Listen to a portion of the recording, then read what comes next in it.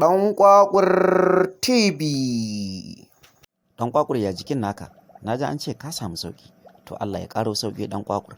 Allah ya sa ka fara ne. Amin amin abokina.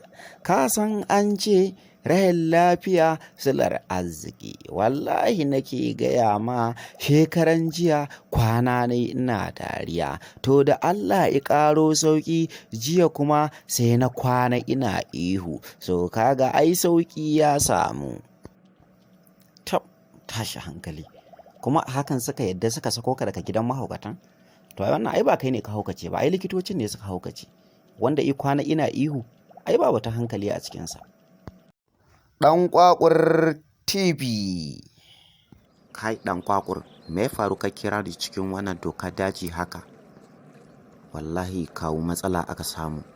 Je ne muna cikin chatin da sirikina a WhatsApp. Zan ce mishi kana da barkwanci. Wallahi aka samu matsala na ce kana da kwartanci. Dan Allah ka je ka same ka ce tafin ero ne.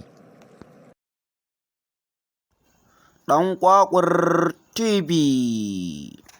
Ohoho, ɗan Ƙwaƙur a ina ka samu kuɗi ne naga ka siyi sababbin kaya? Gaskiya abokina, a dashi ɗaukar farko akwai daɗi.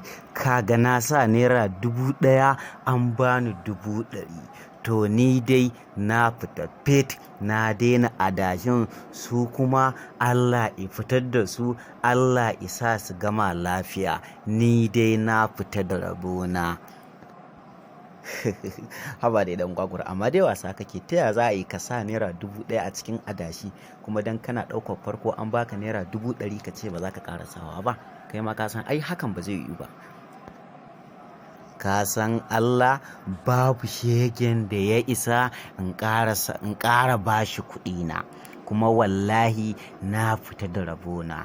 In kuma ka taɓa ganin yadda aka baiwa ɗan Ƙwaƙur kuɗi ya fita daga aljihun ɗan Ƙwaƙur, sai ka faɗa. Ni fa duk duniya mutanen da suke cin kuɗi na ka sani. Daga karuwai he mai sai da sigari da wiwi, iya su kaɗai ne za su buƙa kuɗi na kuma in ba su, amma ban da su ban gan su ba, kuma ban ga dalilin da zai sa in ƙara ba da kuɗi na a wani adashi ba. Na fita da rabona.